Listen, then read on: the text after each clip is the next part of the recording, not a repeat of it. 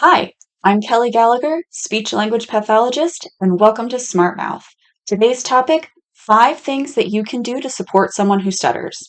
Before we get started, just a tiny little disclaimer that this video is not meant to diagnose or treat any disease or disorder and is for informational purposes only. Okay, well, let's get started. Tip number 1. The first thing that you can do if someone is stuttering is to let them. If somebody doesn't stutter and you cut them off and you finish their sentence for them, that is considered interrupting and is quite rude. Coincidentally, if someone is stuttering and you cut them off and you finish their sentence for them, that is also considered interrupting and is also quite rude. I know, and they probably also know, that you just don't want to see them struggle. And it isn't actually very helpful. It makes them feel rushed and it makes them feel like they're not being listened to and that they sort of need to hurry up. And the one thing we don't want to do is rush them. They know what they want to say, they're just having trouble doing it. So if you just give them a little bit of extra time, then they'll be able to speak more comfortably with you. Tip number 2, give them your undivided attention.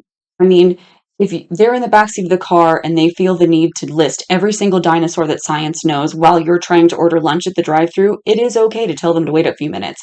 However, when you are ready to listen to them, make sure that your body and your eyes are oriented to them and they know that they have your undivided attention so that they don't feel like they're going to be talked over and they don't feel like they're going to have to fight for the conversational floor. Tip number 3, watch your face. Sometimes when interacting with someone who's stuttering, people tend to use empathy eyebrows and lean forward and sometimes even put their hands out as if they're going to catch them, like they're also going to fall. But you don't need to do any of that.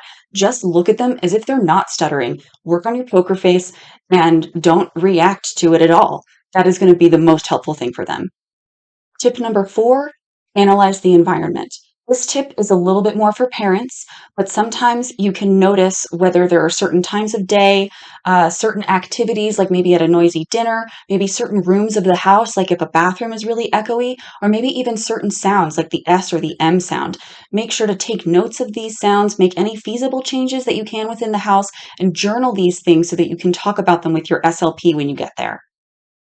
Tip number 5, forget everything that I just said. If you know one person who stutters, then you know one person who stutters. Something that makes one person comfortable might not make another person comfortable. And if they're comfortable enough with you to open up about that, then honor whatever they request. They might not like some of the things that I've outlined in this video, or they may have thought of something that I haven't thought of, and that's okay. But do whatever makes them feel comfortable because they're the important person here. Thank you so much for tuning into this video. If there were any pointers that I missed or anything that you would like to add, feel free to leave it in the comments. If you want to see more content like this, then go ahead and hit that like, subscribe, and notification bell, and I will see you in the next one.